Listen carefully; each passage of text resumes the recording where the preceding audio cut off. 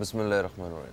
السلام علیکم دوستو، میں فہیم عباس آپ سب دیکھنے والوں کو خوش آمدید کہتا ہوں نیوز کیفے میں، اور مجھے یقین ہے کہ آپ سب خیریت سے ہیں اور آج کے دن کا ایک اچھا سا آغاز کر چکے ہیں۔ مئی 2018 کی ایک رپورٹ کے مطابق اس پوری دنیا کی آبادی 7.25 ارب سے 7 ارب 60 کروڑ تک تجاوز کر چکی ہے، اور کہا جاتا ہے کہ 2023 کے آخر تک یہ آبادی 8 ارب تک پہنچ جائے گی۔ اس دنیا کا یہ آبادی کا بڑھنا مسئلہ تو ہے، مگر اس سے بھی بڑا مسئلہ یہ ہے کہ آبادی کا بڑھنا اور انسانیت کا گھٹنا۔ جیسے جیسے سائنس کی ترقی ہو رہی ہے، جیسے جیسے ہم نئے فون اور ٹیکنالوجی میں ڈوبتے جا رہے ہیں، ویسے ویسے ہم بے حس ہوتے جا رہے ہیں۔ ہمیں کسی دوسرے کا مسئلہ، کسی دوسرے کی پریشانی، کسی دوسرے کی تکلیف، وہ تکلیف محسوس ہی نہیں ہوتی ہے۔ ہم سڑک پہ گزرتے ہوئے دیکھتے ہیں کسی کا ایکسیڈنٹ ہوا ہے، ہم اس طرح اندیکھا کر دیتے ہیں کہ جیسے کچھ ہوا ہی نہیں۔ ہم چھوٹے چھوٹے بچوں کو بھیک مانگتے ہوئے اپنی آنکھوں کے سامنے دیکھتے ہیں اور ہم اسے اندیکھا کر دیتے ہیں۔ ہم لوگوں کو سردیوں میں فٹ پاتھ پہ ٹھٹھرتے ہوئے، سوتے ہوئے دیکھتے ہیں اور اسی طرح اندیکھا کر دیتے ہیں۔ بہت ساری چیزیں اپنے ارد گرد دیکھ کے اتنے بے حس کیوں ہو گئے ہیں؟ کیونکہ ہمارے بیچ انسانیت ختم ہو چکی ہے۔ غلط اور صحیح کا فرق یہ ختم ہو چکا ہے۔ کسی نے کیا خوبصورت بات کی کہ 100 کے نوٹ ہوں تو ان میں سے کون سا چھوٹا ہوگا اور کون سا بڑا ہوگا۔ تو کیا خوبصورت بات تھی کہ انہوں نے کہا کہ جو حلال کا ہے وہ بڑا ہوگا، جو حرام سے کمایا ہوا ہوگا وہ چھوٹا ہوگا۔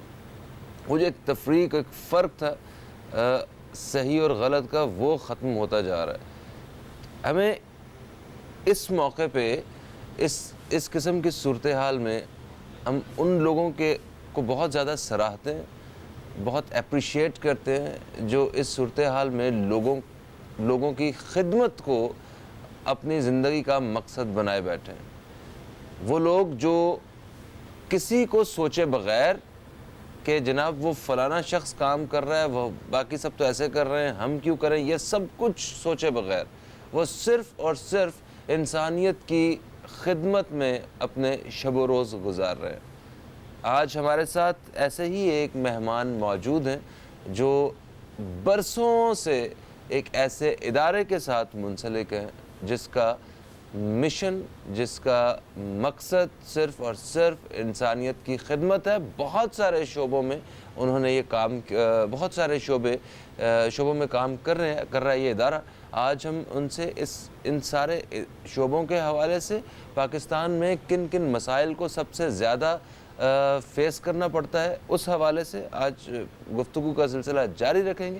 میں تعارف کرواؤں گا، ہمارے ساتھ موجود ہیں director diagnostic Al-Khidmat foundation engineer Sabir Ahmed صاحب۔ ہم آپ کو خوش آمدید کہتے ہیں۔ السلام علیکم۔ وعلیکم السلام سر کیسے ہیں آپ؟ ٹھیک ہیں؟ الحمدللہ، اللہ کا احسان، اللہ کا شکر۔ سر ویسے تو یہ ریاست کی ذمہ داری ہے، جی ہاں ہم اپنی مدد آپ کے تحت، میں، آپ یا کوئی اور شخص جتنی مرضی ایفرٹ کر دے، اپنی ساری زندگی بھی لگا دے، تو وہ اس طرح ملکی سطح پہ وہ سب کچھ ساری اپنی ایفرٹس جو ہے نا وہ نہیں ڈال سکتے جتنی ہونی چاہیے۔ پھر بھی آپ کی اور آپ کے بہت سارے جو آپ کے ساتھی ہیں ان کی تو زندگی کے ایک بڑے حصے اس کام میں صرف ہو گئے۔ تو یہ بتائیے کہ سب سے بڑا مسئلہ آپ کو کون سا نظر آتا ہے اس حوالے سے؟ بسم اللہ الرحمن الرحیم۔ شکریہ فہیم صاحب۔ بنیادی طور پہ تو آپ نے بات ہی جو اسٹارٹ کی ہے، اصل پورے فساد کی جڑ تو وہی ہے रियासत जो कि बुनियादी तौर पे सरपरस्त होती है,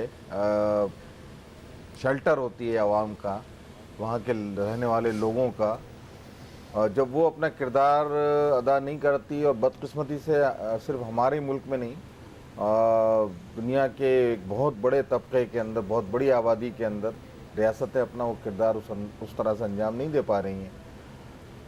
जिस तरह असल में देखें, बुनियादी चीज़ क्या है कि लोगों की जो बुनियादी ज़रूरियात है वो तो है कि उनको खाना फराहम किया जाए, खुराक फराहम की जाए, उनको शेल्टर फराहम किया जाए, और उनकी ज़िंदगी के जो मामूलात हैं उसके अंदर उनको सहूलत फराहम की जाए। ये बुनियादी एक रियासत की ज़िम्मेदारी होती है। अगर ये रियासत काम नहीं कर रही है तो रफ्ता रफ्ता वो माशरे, वो सोसाइटीज़ जो हैं आहिस्ता आहिस्ता जो है वो तनज़्ज़ुल का शिकार हो जाती हैं।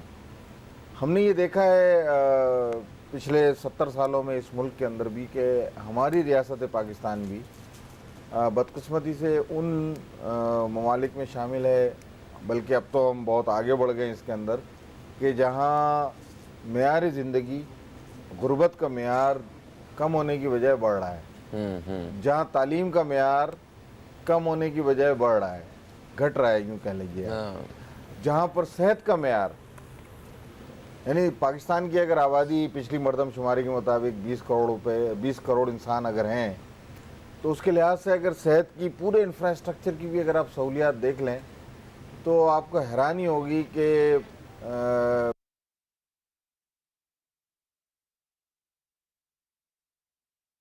शहरी इलाके मौजूद है, वहाँ कई लाख लोगों के ऊपर एक डॉक्टर मौजूद है। जी हाँ सर। तो ये जहाँ आलम हो सेहत की सहूलियात का, जहाँ आलम हो खुराक की सहूलियात का, अदम दस्तियाबी का, अभी तो बहुत बड़ा ऐसा सेगमेंट अनकवर्ड मौजूद है कि जहाँ जो खुराक या जो सहूलियात मुहैया की जा रही हैं, क्या वो हमारे मेयार के मुताबिक हैं? सर बिल्कुल सही सर। मैं तरफ इस हवाले से मज़ीद आपसे जानना चाहता हूँ। एक वक्फे की आवाज़ मेरे कान में गूंज रही है, तो एक वक्फा ले लेते हैं छोटा सा। तो दोस्तों, एक वक्फे के बाद दोबारा आपकी खिदमत में हाजिर होते हैं। आज इसी हवाले से बातचीत करेंगे। आप भी हमारी इस गुफ्तगू का साथ दे सकते हैं, उसके लिए नंबर्स हमारी स्क्रीन पर चलते रहेंगे। कहीं मत जाइए, अब तक देखते रहिए न्यूज़ कैफ़े, देखते रहिए।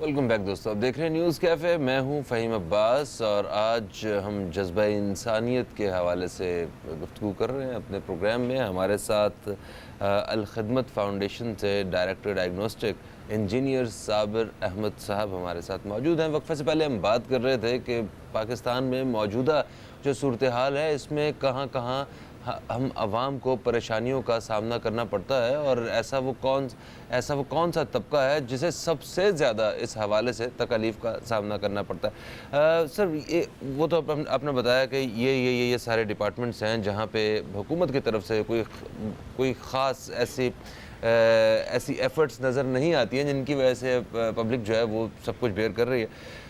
सर ये बताइए, ये एक तो जो सिलसिला चल रहा है वो तो चल ही रहा है, मगर ये जो साथ साथ जो कुदरती आफात आती हैं और परेशानियां और ज़्यादा बढ़ जाती हैं हुकूमत के लिए भी और बाकी लोगों के लिए भी, जैसे कभी ज़लज़ला आ गया 2005 वाला ज़लज़ला ग़ालिबन, उसके बाद सैलाब का हर साल 2 साल बाद आ जाना, ठीक है, और फिर ये गर्मी की वजह से हीट वेव की वजह से हीट स्ट्रोक और ये सारे प्रॉब्लम्स, कभी कोई वबा की जी हाँ बम ब्लास्ट हैं, और टेररिज्म के हवाले से जो इश्यूज क्रिएट होते हैं, तो इसमें जो आवाम को तकालीफ का सामना करना पड़ता है, तो उसमें हुकूमत की तरफ से वक्ती तौर पे तो जो एफर्ट्स होती हैं, जैसे वो आर्मी आई, आर्मी ने आके वो सारे ज़लज़ले के लोग निकाले, सैलाब के लोग निकाले, उन लोगों को महफूज जगह पर पहुंचाया और चले गए। मगर महफूज जगह पर पहुंचाने के बाद जो असल मसला उन लोगों की ज़िंदगियों के, उन ख़ानदानों के लिए शुरू होता है, वहाँ भी क्या आप लोग काम करते हैं?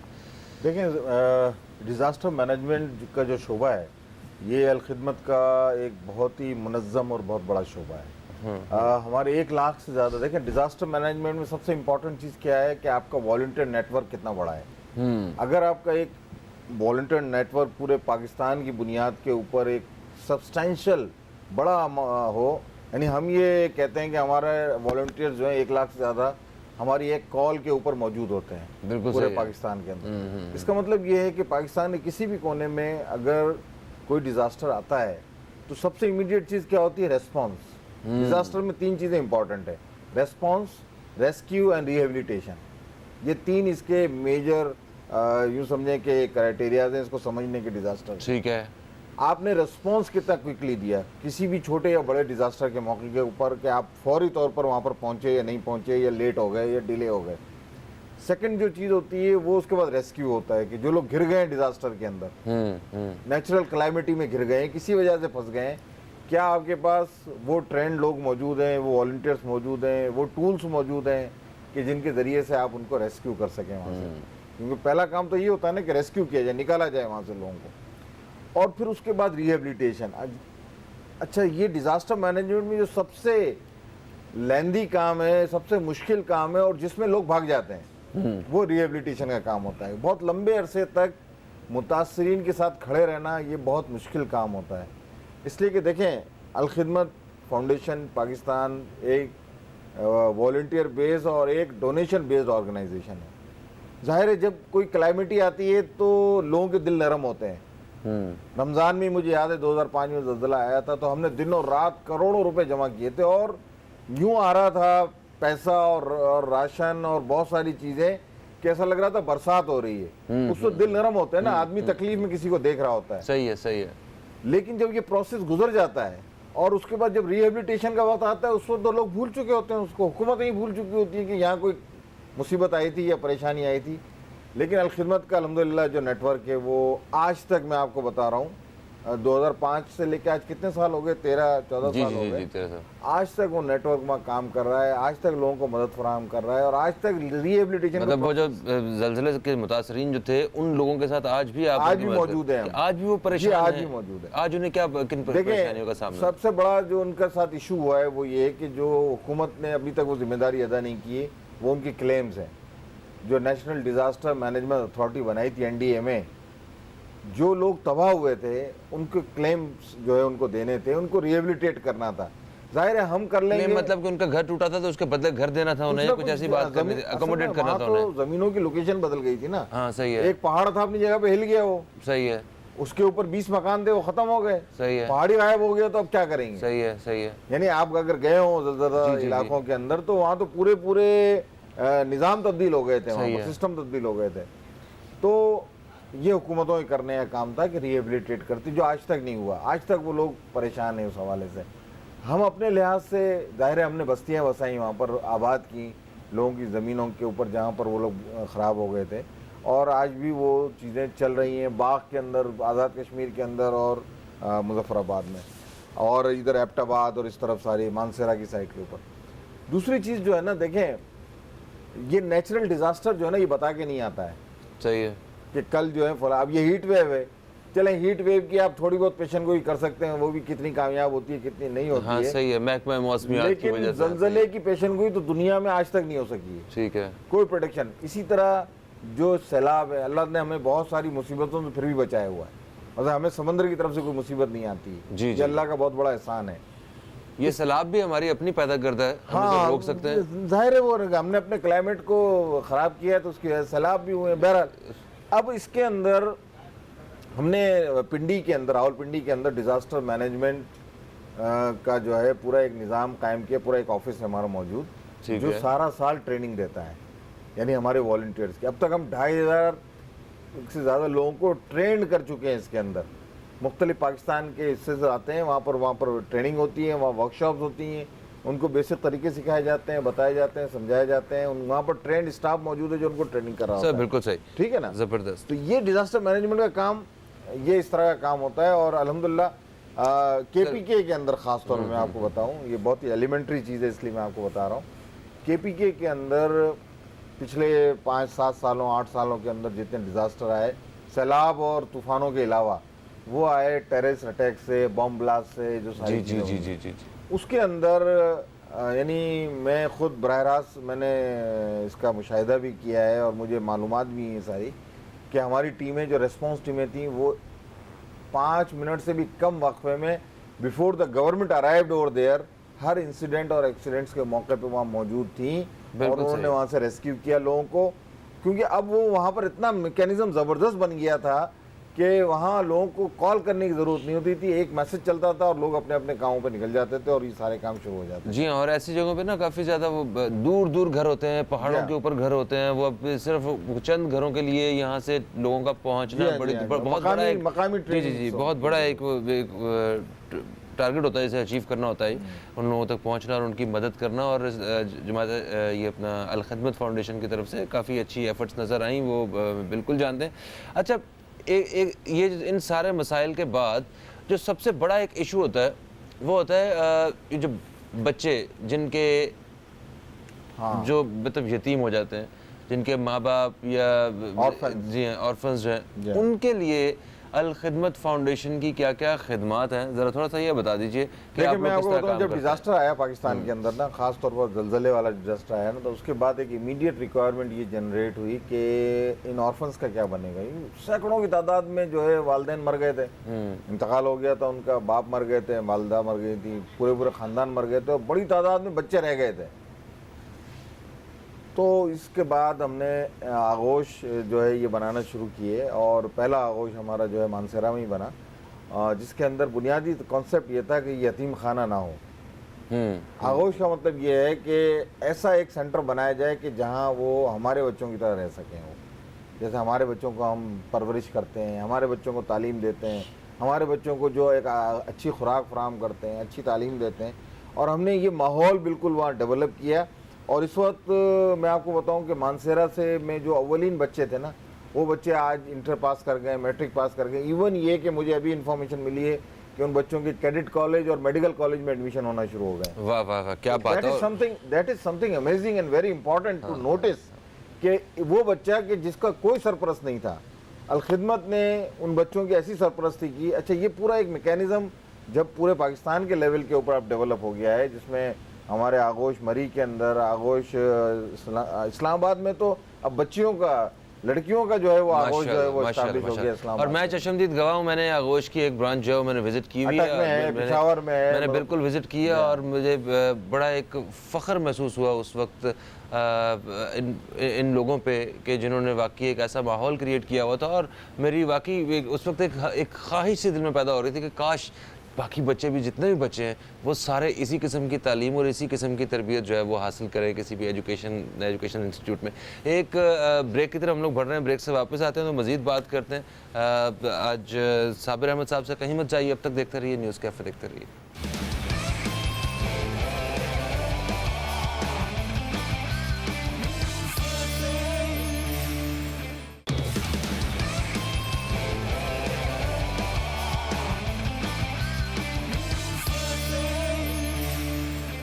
جی صابر صاحب، وقفے سے پہلے ہم بات کر رہے تھے آرفن پروگرام کے حوالے سے۔ آپ نے بتایا کہ آغوش ہے، اور اس کے علاوہ بھی کیا کوئی اور پروگرام بھی ہے آپ کا جس میں لوگ جو زیادہ سے زیادہ جو ہے نا بچوں کو آپ مدد فراہم کر رہے ہیں؟ دیکھیے، میں مختصراً آپ کو پورے ہمارے نیٹ ورک کا جائزہ بتا دیتا ہوں۔ اس وقت ہم 7 شعبہ جات میں کام کر رہے ہیں، 2 پہ ہم گفتگو کر چکے ہیں، جس میں ڈیزاسٹر مینجمنٹ ہے، آرفن کیئر پروگرام ہے۔ آرفن کیئر پروگرام کو ہم کلوز اس طرح کر سکتے ہیں کہ یہ اس میں 2 طرح کی اسپانسرشپ ہوتی ہے، ایک آغوش کے لیے جس میں 10,000 روپیز پر منتھ ہے، اور دوسری اسپانسرشپ ہوتی ہے کہ جو گھروں میں ہم یتیم بچوں کی کفالت کرتے ہیں، وہ 3,500 روپے پر منتھ ہے کہ جس کے ذریعے سے ہم گھروں میں اس وقت ہم 8,000 بچوں کی کفالت کر رہے ہیں، اور ہمارا ٹارگٹ ہے اس سال کا ہے کہ ہم 10,000 بچوں تک پہنچیں۔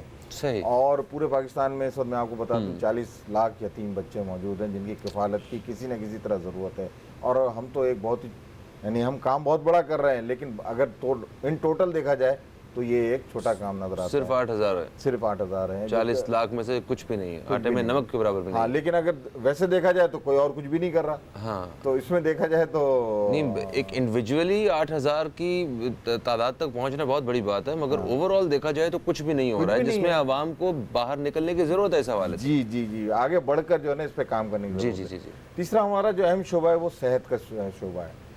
میں اس کی ڈیٹیلز تھوڑی سی آپ کو بتا دیتا ہوں کہ الخدمت کے تحت اس وقت پورے پاکستان کے اندر 22 میٹرنٹی ہومز، 19 جنرل ہاسپٹل جو کہ mother and child health centres ہوتے ہیں، 154 کلینک ہیں، ڈسپینسریاں ہیں، 109 ڈائگنوسٹک سینٹر ہیں، हमारा बहुत बड़ा डायग्नोस्टिक नेटवर्क है पूरे पाकिस्तान के अंदर। 5 ब्लड बैंक हैं, 3 थैलीसीमिया सेंटर हैं, 298 एम्बुलेंसेज इस वक्त पूरे पाकिस्तान में हमारे यहाँ काम कर रही हैं। थरपारकर में सिर्फ गुज़िश्ता साल हमने 426 थरपारकर समेत मुल्क भर में 426 जो है ना हमने फ्री मेडिकल कैंप्स लगाए थे। मुस्तहिकीन की जो हमारी ये अलखिदमत के प्रोजेक्ट्स हैं ना, सिर्फ हेल्थ सेक्टर के अंदर 6.7 मिलियन मुस्तहिकीन ने जो है ना पिछले साल जो है इससे फ़ायदा उठाया है। 67 लाख लोगों तक जो है ना ये हेल्थ की फैसिलिटीज़ पाकिस्तान में पहुंची हैं। इसी तरह एजुकेशन है, एजुकेशन में हमारे पास अल्फला स्कॉलरशिप है, 825 मुस्तहिक बच्चों तक हमने स्कॉलरशिप दी है। हमारे 3 यूथ हॉस्टल हैं, 8000 तलबा और तालबात के अंदर हमने यूनिफॉर्म और बैग वगैरह तकसीम किए हैं। एक और बहुत अहम शोबा जो इसमें एजुकेशन के अंदर है वो है चाइल्ड प्रोटेक्शन सेंटर। ये वो प्रोटेक्शन सेंटर है जो बच्चे मजदूरी करते हैं और बाहर गलियों में घूम रहे होते हैं, उनके लिए हमने पूरे पाकिस्तान के अंदर इस वक्त 800 स्ट्रीट चिल्ड्रन को जो है ना हमने रस्मी और गैर रस्मी तालीम दी है। बहुत इंपॉर्टेंट सेगमेंट है ये बहुत एक मेजर काम किया गया एजुकेशन के हवाले से, जिसकी सबसे ज़्यादा ज़रूरत है पूरी कौम में देखा जाए। सर एक कॉलर है हमारे साथ, जल्दी से इनसे भी बात करते हैं। अस्सलाम वालेकुम जी, कौन है हमारे साथ? अस्सलाम वालेकुम फरीद साहब, मुनीब बंगश बात कर रहा हूँ हंगू से। वालेकुम अस्सलाम मुनीब साहब, कैसे हैं आप? ठीक हैं? खैरियत है सर। परेशानियों की बात हुई है, वक्त की कमी है, मैं मुख्तसर सर बात करना चाहता हूँ। परेशानियों की बात हुई है, मैं कहता हूँ कि बुनियादी वजह यह है कि जब तक जॉइंट फैमिली सिस्टम की तर्ज जिंदगी थी और नफ्सी के इस दौर ने जो फासलों को बढ़ा दिया है, मैं समझता हूँ कि इसके साथ मुआशरती मसाइल भी बड़े हैं और इंसानियत की खिदमत का जो जज्बा था उसकी सोच में भी कमी पैदा हुई है। तो मैं ये कहना चाहता हूँ कि अगर जिस तरह के हमारे मोहतरम साबिर साहब मौजूद हैं, इन्होंने बहुत तफसील से रोशनी डाली, तो अलखिदमत का जो प्लेटफॉर्म है उन्होंने यकीनन डिलीवर किया है, पूरे पाकिस्तान में इंसानियत की खिदमत की है। और दूसरी बात यह है कि रियासत की जिम्मेदारियों के हवाले से बात हुई, तो मैं समझता हूँ कि रियासत की जिम्मेदारी यकीनन पहले प्रायोरिटी है, लेकिन साथ साथ एक कलेक्टिव जिम्मेदारी भी बनती है। तो इसके लिए जो हमारे वैल्यूज थे, जो हमारे जॉइंट फैमिली सिस्टम जो पुराना था, उसके हवाले से नई नस्ल में जो है जो बिल्कुल सही करना होगा और ये बहुत जरूरी है। सही मुनीब साहब, बहुत शुक्रिया। बड़े एक अहम पहलू पे आपने रोशनी डाली। ये भी एक मसला है इन सारी चीज़ों का, मगर इस वक्त जो है ना हम आगे बढ़ रहे हैं दूसरी चीज़ों की तरफ। चौथा अहम शोबा जो है हमारा वो है क्लीन वाटर का। देखिए पानी की ज़रूरत इस वक्त पाकिस्तान में 6 करोड़ से ज़्यादा लोगों को पानी की ज़रूरत है, साफ़ पानी की। यानी ये तकरीबन 40% आबादी इस वक्त आपका साफ पानी नहीं। कराची जैसे शहर में आपको हालात का अंदाजा है, 2.25 करोड़ लोग तो यहाँ मुतासिर हो रहे हैं। अच्छा, अब इसमें हमने क्या किया, हमने स्टार्ट किया कि भाई इसको किस तरह हम इस मसले को हल करें। हमने पूरे पाकिस्तान के अंदर वाटर फिल्टर प्लांट्स का जो है ना एक जाल बिछा रहे हैं। इस वक्त तक पूरे पाकिस्तान में 88 वाटर फिल्टर प्लांट्स हम लगा चुके हैं, 1500 हम कुएँ खोद चुके हैं, 5000 हम हैंडपम्प लगा चुके हैं। ये मुसलसल वो काम है जो ऑन गोइंग है पानी का। ख़ास तौर पर थरपारकर के अंदर हम बहुत ज़्यादा इस हवाले से काम किया। पिछले साल हमारा क्लीन वाटर सिस्टम से 16 लाख अफराद जो है मुस्तफ़ीज़ हुए हैं। अगर आप ये तादाद सब टोटल करते चले जाएंगे तो आपको अंदाज़ा होगा कि कितना बड़ा काम पाकिस्तान में ये काम कर रहे हैं। इसी तरह हमारा एक प्रोग्राम है जो समाजी खिदमात का, कम्युनिटी डेवलपमेंट का। कम्युनिटी डेवलपमेंट में बहुत सारे एरियाज़ कवर होते हैं। गरीब बच्चों की शादियाँ हैं, राशन स्कीम्स हैं, जेल के अंदर काम है, मदारिस के अंदर काम है। ये सारा कम्युनिटी हमारा पूरा स्ट्रक्चर और ये सारी चीज़ें। कुर्बानी का गोश्त है, 5 लाख से ज़्यादा लोगों तक जो है पिछले साल जो है हमने कुर्बानी का गोश्त पहुंचाया। ये बहुत सारे एरिया ऐसे पाकिस्तान में जहां कुर्बानी हो ही नहीं सकती है। इतनी गुर्बत है वहाँ पर कि वहाँ मुमकिन ही नहीं है कुर्बानी। ख़ास तौर पर बलूचिस्तान के एरियाज़ हैं, इंटीरियर सिंध के एरियाज़ हैं और फाटा के एरियाज़ हैं, आज़ाद कश्मीर के एरियाज़ हैं जहाँ मुमकिन ही नहीं है इतनी गुर्बत है। तो वहाँ 5 लाख से ज़्यादा लोगों तक कुर्बानी हमने पहुँचाई है। इसी तरह समाजी खिदमात के साथ साथ मवाक़ात का प्रोग्राम है कि जिसमें तकरीबन 4400 अफराद को हमने 12 करोड़ 5 लाख रुपए बिला सूद कर्ज फराम किया। बिल्कुल सही सर। साहब माशाल्लाह इस तरह के बेशुमार प्रोग्राम थे जिन पे आप काम कर रहे हैं। आप ये बताइए कि ये सब कुछ कैसे मुमकिन होता है, ज़रा इस बारे में थोड़ा सा बताइए कि इसके लिए कौन फंडिंग करता है, क्या है ये? देखिए बुनियादी चीज़ तो ये है कि हमारा सोर्स क्या है, सोर्स ऑफ फंडिंग क्या है। हम लोग हैं नॉट फॉर प्रॉफिट ऑर्गेनाइजेशन। बिल्कुल सही है। नॉट फॉर प्रॉफिट का मतलब ये हम जो भी सर्विसेज दे रहे हैं ना उसके अंदर से हम प्रॉफिट जनरेट नहीं कर रहे हैं मजीद काम करने के लिए। बिल्कुल सही है, ठीक है। तो फिर सारा का सारा हमारा एक डोनेशन मैनेजमेंट सिस्टम है।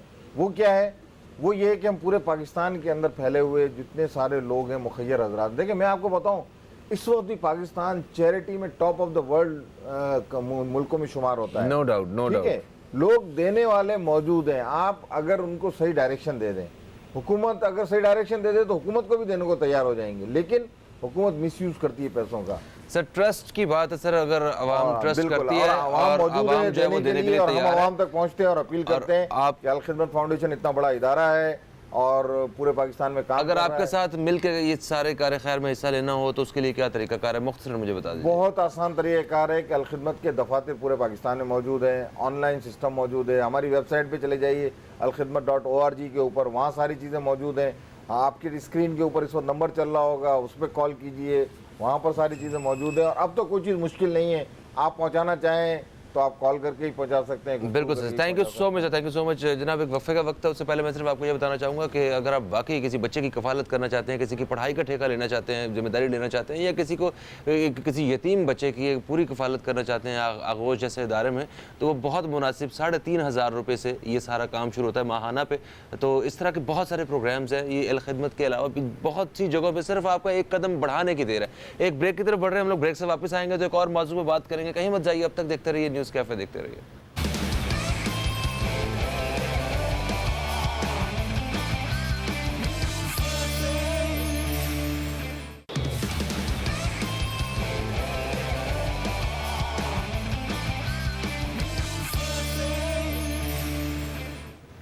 ویلکم بیک دوستو, آپ دیکھ رہے ہیں نیوز کیفے, میں ہوں فہیم عباس. اور رمضان کی مناسبت سے پروگرام کے دوسرے حصے میں آج ہم نے جس موضوع کو منتخب کیا ہے وہ موضوع بہت اہم ہے. وہ رمضان کے دوسرے عشرے کے حوالے سے, کیونکہ حدیث مبارک صلی اللہ علیہ وسلم ہے کہ پہلا عشرہ رحمت کا عشرہ ہے, دوسرا عشرہ مغفرت کا ہے, اور تیسرا عشرہ نجات کا عشرہ ہے. تو یہ رمضان کو عشروں میں کیوں بانٹا گیا ہے اور اسے کس طرح ہم زیادہ سے زیادہ رمضان کی رحمتوں سے مستفید ہو سکتے ہیں, اس حوالے سے آج ہم اپنی گفتگو رکھیں گے اپنے مہمانوں کے ساتھ. تو میں اپنے مہمانوں کا سب سے پہلے تعارف کروں گا. ہمارے ساتھ تو جو عالم دین موجود ہیں ان میں سب سے پہلے میں تعارف کروں گا, ہمارے ساتھ موجود ہیں علامہ اطہر میاں اختر القادری صاحب. ہم آپ کو خوش آمدید کہتے ہیں. السلام علیکم. وعلیکم السلام. کیسے ہیں آپ؟ الحمدللہ خیریت سے. الحمدللہ بالکل ٹھیک ٹھاک. اور ہمارے دوسرے مہمان یہ عالم دین ہیں مولانا کوثر عباس نقوی صاحب. ہم آپ کو بھی خوش آمدید کہتے ہیں. السلام علیکم. السلام علیکم. سر کیسے ہیں آپ؟ ٹھیک ٹھاک. آپ کی دعائیں. Great great. ہمارے تیسرے مہمان ثنا خوانی کے فرائض سر انجام دیں گے. آج ہمارے ساتھ ہیں جناب محمد نوید طاہر صاحب. ہم آپ کو خوش آمدید کہتے ہیں. السلام علیکم. وعلیکم السلام. کیسے ہیں بچے آپ؟ ٹھیک ہیں الحمدللہ. ماشاءاللہ. تو جب اتنا پیارا ذکر ہونا ہے جن کے بارے میں جس حدیث کا ہم نے حوالہ دیا ہے, تو کیوں نہ پہلے ہم نعت رسول مقبول صلی اللہ علیہ وسلم شامل کریں پروگرام میں, اور اس کے بعد جو ہے وہ ہم گفتگو کا باقاعدہ آغاز کرتے ہیں. جی نوید. اے صبا یہ پیام ہے میرا, اے صبا یہ پیام ہے میرا, مصطفیٰ پر سلام ہے میرا, مصطفیٰ پر سلام ہے میرا. نار دوزخ حرام ہو مجھ پر, نار دوزخ حرام ہو مجھ پر, وہ جو کہہ دیں غلام ہے میرا, کہہ دیں غلام ہے میرا مصطفیٰ پر سلام ہے میرا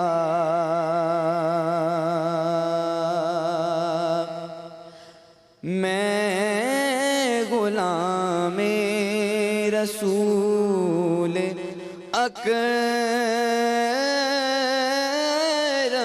ہوں میں غلام رسول اکرم ہوں سب زمانہ غلام ہے میرا یہ سب زمانہ غلام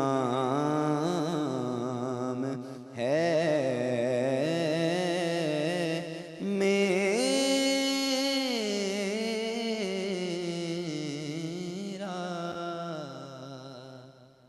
ماشاءاللہ سبحان اللہ. بہت شکریہ محمد نبی طاہر. علامہ اطہر میاں اختر القادری صاحب، رمضان المبارک یہ پورا مہینہ ہی برکتوں اور رحمتوں کا مہینہ ہے، تو اس کو 3 حصوں میں تقسیم کیا گیا. ذرا اس حوالے سے بتائیے کہ آخر کیوں تقسیم کیا گیا ہے؟ بسم اللہ الرحمن الرحیم. فہیم بھائی، سب سے پہلے مبارکباد ہے کہ عشرہ مغفرت شروع ہو چکا ہے. حدیث مبارک میں اللہ کے رسول صلی اللہ تعالیٰ علیہ وسلم نے ارشاد فرمایا کہ رمضان المبارک میں کا پہلا عشرہ جو کہ شروع کے 10 دن ہوتے ہیں، رحمت کا عشرہ جو کہ ہم سے گزر گیا ہے، پھر مغفرت کا عشرہ اور پھر نجات کا عشرہ ہے. مطلب اگلے 20 دنوں میں رحمت نہیں ہوگی؟ نہیں، رحمت بھی ہوگی، مغفرت بھی ہوگی. یاد رکھیے گا کہ رمضان المبارک کا ہر لمحہ رحمتیں، برکتیں اور مغفرتیں مل رہی ہوتی ہیں. حدیث مبارکہ میں اللہ کے محبوب صلی اللہ تعالیٰ علیہ وسلم نے ارشاد فرمایا، افطار کے وقت اللہ تبارک و تعالیٰ ہر روز 60,000 لوگوں کی مغفرت فرما دیتا ہے. سبحان اور عید کا دن جب آتا ہے نا، تو عید کے دن جتنے مہینے میں پورے لوگوں کی مغفرت فرمائی نا، اس کے برابر ایک دن میں لوگوں کی مغفرت فرما دیتا ہے. پھر ایک اور حدیث مبارکہ میں اللہ کے محبوب فرماتے ہیں، شب جمعہ اور جمعے کے دن ہر لمحہ، ہر وقت، ایک ایک گھڑی، ایک ایک ساتھ، ہر سیکنڈ اللہ تبارک و تعالیٰ 10 لاکھ لوگوں کی مغفرت فرما دیتا ہے. یہ اللہ تبارک و تعالیٰ کی رحمتیں ہیں. اصل میں رمضان المبارک کو ہم اس طرح نہ سمجھ سکے جس طرح ہونا چاہیے تھا. رمضان در حقیقت ایک بارش کی طرح ہے. مثال کے طور پر جب آپ کنویں کے پاس جاتے ہیں، ڈول ڈالتے ہیں، پانی نکالتے ہیں، پھر اپنی پیاس کو بجھاتے ہیں، لیکن بارش آپ کے گھر آ جاتی ہے، وہ آپ کی پیاس کو ایسی بجھا دیتی ہے. تو یہ اللہ نے رحمت برکتیں سمیٹنے کے لیے آپ کو مہینہ دے دیا ہے. اور حدیث مبارکہ میں اللہ کے محبوب فرماتے ہیں، روزہ صبر ہے. صبر کرنا اس میں سب سے زیادہ لازمی ہوتا ہے. اور پھر اللہ کے محبوب صلی اللہ تعالیٰ علیہ وسلم ارشاد فرماتے ہیں کہ یہ روزہ اور قرآن کل بروز قیامت اللہ تبارک و تعالیٰ کی بارگاہ میں سفارش کریں گے. قرآن سفارش کرے گا کہ مالک مولا یہ ساری رات جاگا کرتا تھا، مجھے سنا کرتا تھا، میری تلاوت کیا کرتا تھا، مجھے پڑھتا تھا. اے مالک مولا تیری بارگاہ میں اس کی سفارش کرتا ہوں، اللہ اس کی سفارش کو قبول فرما لے گا. اسی طرح روزہ اللہ کی بارگاہ میں سفارش کرے گا کہ یہ بھوک و پیاس کو برداشت کرتا ہے، کیا اس نے تیری رضا حاصل کرنے کے لیے. اے مالک مولا اس کی بارگاہ، میری شفاعت اس کی بارگاہ اس کے لیے قبول فرما لے. تو اللہ تبارک و تعالیٰ اس کی روزے کی بھی شفاعت کو قبول فرما لیتا ہے. تو بات یہ کہ یہ رمضان وہ عبادت کا مہینہ، ہر لمحہ، ہر ساتھ، جیسے لائٹ چلی جائے تو کہ الیکٹرک کا میٹر چلتا رہتا ہے نا، ایسے ہی نیکیوں کا میٹر اس میں چلتا رہتا ہے. بالکل صحیح، بالکل صحیح. ابھی ہم ایک وقفے کی طرف بڑھیں گے. وقفے سے واپس آتے ہیں تو مولانا کوثر عباس نقوی صاحب سے ذرا تفصیل سے اس حوالے سے جانیں گے. رمضان المبارک کے دوسرے عشرے کے حوالے سے بات کریں گے. کہیں مت جائیے، اب تک دیکھتے رہیے نیوز کیفے، دیکھتے رہیے.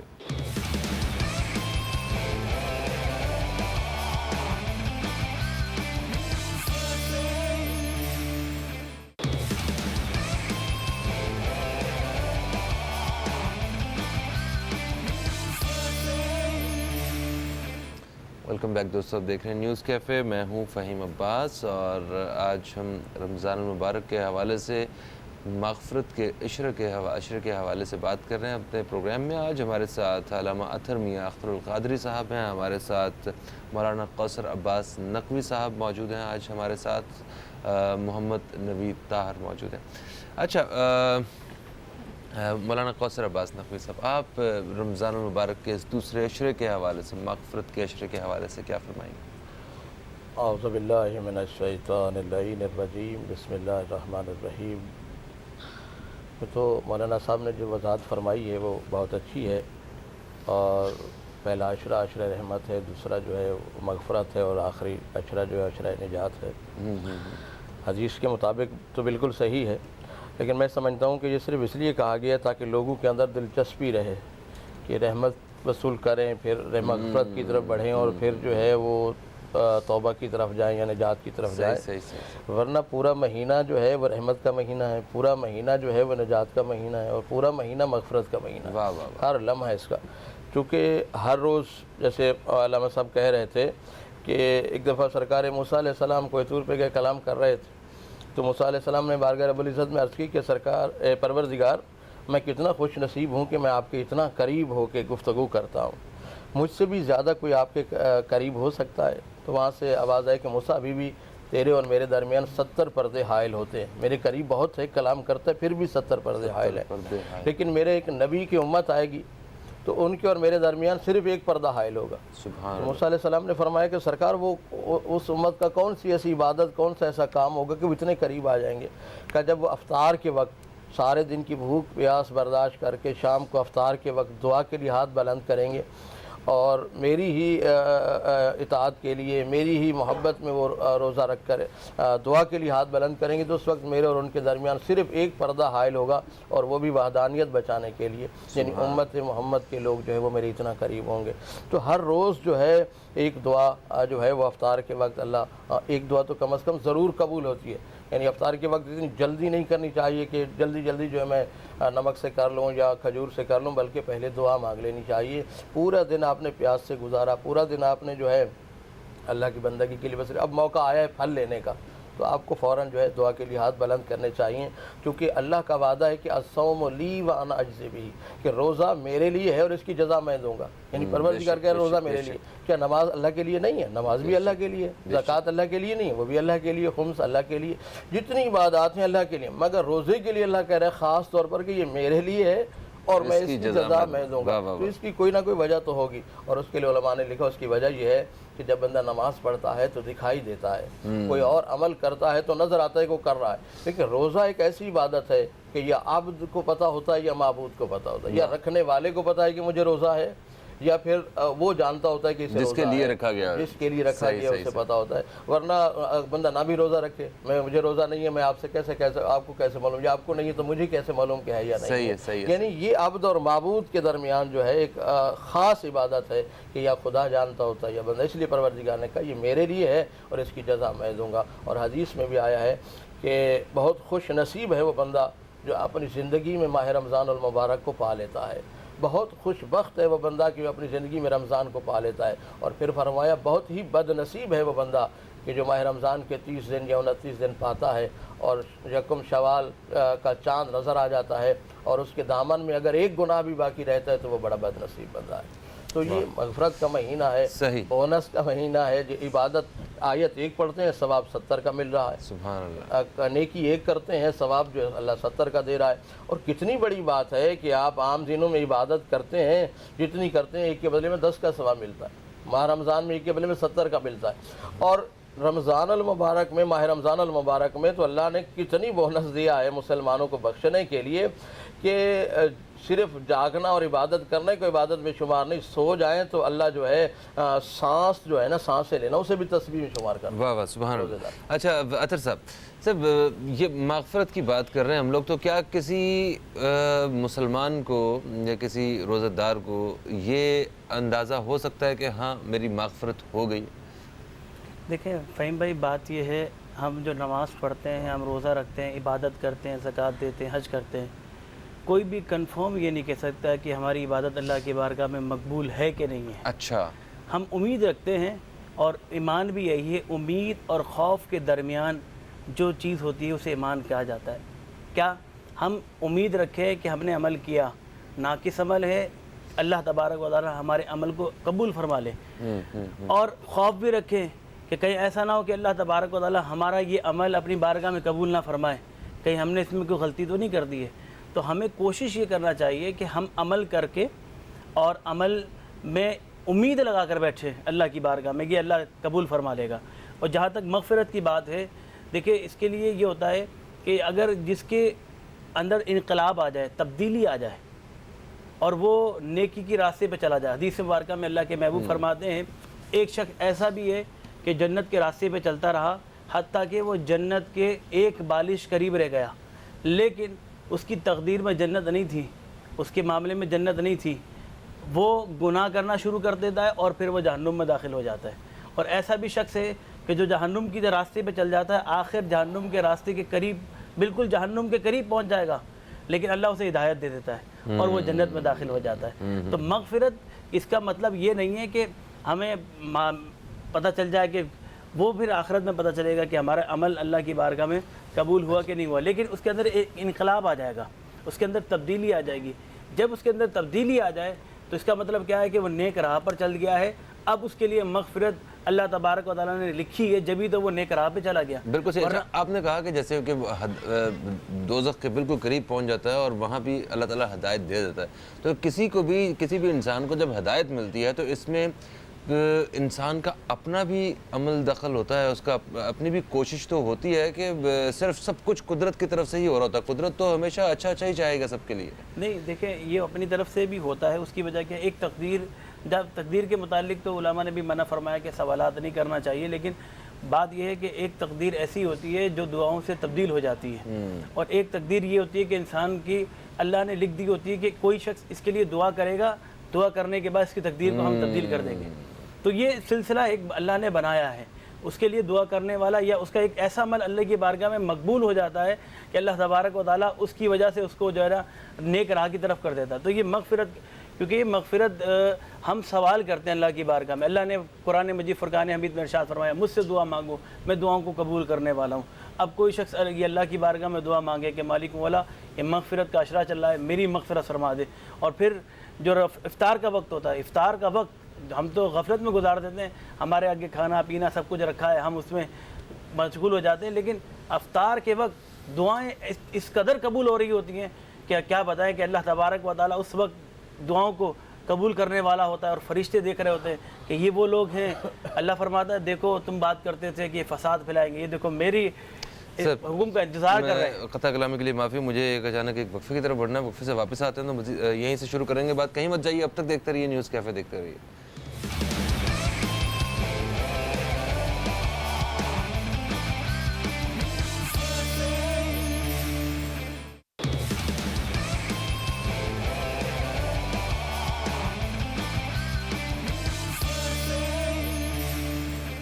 ایک وقفے کے بعد آپ سب دوستوں کو پھر سے خوش آمدید کہتا ہوں نیوز کیفے میں۔ آج ہم مغفرت کے اشرا کے حوالے سے بات کر رہے ہیں۔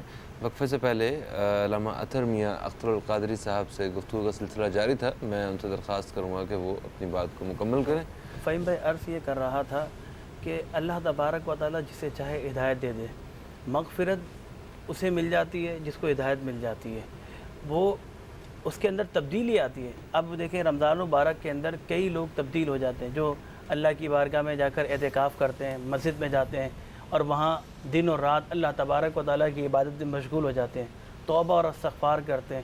یہ مہینے وہ ہیں کہ جس میں اللہ تبارک و تعالیٰ کا قرب حاصل کیا جاتا ہے۔ اللہ تبارک و تعالیٰ کے جتنا قریب ہونا چاہیں اس مہینے میں آپ قریب ہو جائیں۔ اللہ تبارک و تعالیٰ جو ہے دعاؤں کو قبول فرما رہا ہے، مغفرت فرما رہا ہے۔ اور سب سے بڑی چیز حضرت نے جو حدیث مبارکہ پڑھی، الصوم لی و انا اجزا بھی، اور ایک روایت سے پڑھا جائے انا اجزا بھی کا مطلب ہوتا ہے ایک تو یہ ہے کہ میں جزا دوں گا، اللہ جزا دے گا، ایک اس کا مطلب یہ ہوتا ہے کہ دوسرے کا مطلب یہ کہ اللہ تبارک و تعالیٰ فرما رہا ہے روزہ میرے لیے رکھا، بندے نے کھانا پینا چھوڑا، سب کچھ چھوڑا میرے لیے، جب وہ سب کچھ میرے لیے رکھا ہے اس نے تو اس کی جزا میں خود رب تعالیٰ ہوں، میں خود ہوں، میں خود اس کو جزا۔ ہمارے ایک استاد محترم فرماتے تھے کہ رمضان کو مبارک کے جو روزے یہ کیا ہیں؟ آپ کرتے تھے، فرماتے تھے التمرین ترک الحلال الی ترک الحرام، کہ انسان دیکھیں کھانا پینا ہر وقت جائز ہے، انسان کھاتا پیتا رہتا ہے، لیکن اللہ تبارک و تعالیٰ کی رضا حاصل کرنے کے لیے آپ نے کھانا پینا چھوڑ دیا، حلال وہ ساری حلال اور جائز چیزیں آپ نے اللہ کی رضا کے لیے چھوڑ دیں. بالکل صحیح. اب آپ نے یہ پریکٹس کی ہے حلال چھوڑنے کی. اب جب اللہ کو راضی کرنے کے لیے آپ حلال چیزیں چھوڑ سکتے ہیں تو اللہ کو راضی کرنے کے لیے کیا حرام چیزیں نہیں چھوڑ سکتے؟ تو یہ پریکٹس ہے، ایکسرسائز ہے کہ ہم حلال چیزیں چھوڑ کر حرام چیزیں چھوڑنے کی پریکٹس کریں. بالکل صحیح، بالکل صحیح. مولانا کوثر عباس نقوی صاحب یہ بتائیے، جیسے مغفرت کے حوالے سے کہا کہ اللہ تعالیٰ کی بارگاہ میں تو کسی بھی وقت جو ہے وہ ہم توبہ کر سکتے ہیں، اور توبہ کے لیے تو ہمیشہ راستے کھلے ہیں، اور یہ مغفرت کا یہ عشرہ بھی مغفرت کا ہی ہے. تو مگر پھر بھی ایسے وہ کون سے اعمال ہیں جن کی مغفرت اس عشرے میں بھی نہیں ہوتی ہے؟ ہاں بہت ساری ظاہر ہے کہ یہ جو سوال تو آپ نے بہت بڑا کر دیا، کیونکہ سب کی گنتی تو ممکن نہیں ہے، لیکن چند ایک بیان ضرور کر دیتا ہوں. جو سوسائٹی میں آپ دیکھتے ہیں، جو جنرلی دیکھتے ہیں چیزیں. سب سے اہم گناہ جو اس مہینے میں بھی اس کی مغفرت نہیں ہو سکتی جب تک کہ وہ خود معاف نہ کر دیں، والدین کی ناراضگی. جو لوگ والدین کو ناراض کرتے ہیں، والدین کے ساتھ اچھا ان کا سلوک نہیں ہے، اگر وہ لوگ والدین کو راضی نہیں کرتے ہیں، والدین کی اطاعت میں نہیں چلے جاتے ان دنوں میں، ان سے خود جا کر معافی مانگ لیتے تو ہے، ورنہ یہ وہ گناہ ہے کہ جو اللہ معاف نہیں کرتا ہے. دوسرا قطع رحمی جو ہے، رشتہ داروں کے ساتھ قطع رحمی کرنا، ان سے نہ ملنا اسٹیٹس کی وجہ سے، کسی ناراضگی کی وجہ سے، یا کسی کو حقیر جان کے خاص طور پہ، ہاں وہ اسٹیٹس حقیر جانتے ہوئے، تو یہ وہ گناہ ہے کہ جو اللہ اس وقت تک نہیں معاف کرتا جب تک کہ ان کے پاس نہ جایا جائے. کیونکہ حضور سرور کائنات حضرت محمد مصطفیٰ صلی اللہ علیہ وآلہ وسلم مسجد نبوی میں ممبر پہ بیٹھنے کے لیے جا رہے تھے، تو پہلے زینے پہ آپ نے قدم رکھا اور کہا آمین، دوسرے زینے پہ قدم رکھا تو آپ نے کہا آمین، تیسرے زینے پہ جب آپ عرشے پہ جا کر بیٹھے تو پھر آپ نے کہا آمین. تو صحابہ کرام نے فرمایا کہ سرکار ہم نے کوئی دعا مانگتا ہوا تو نہیں دیکھا، مگر آپ آمین کہہ رہے تھے. آپ نے فرمایا آپ نے دیکھا نہیں، مگر میں دیکھ رہا تھا، مجھ تک آواز پہنچ رہی تھی.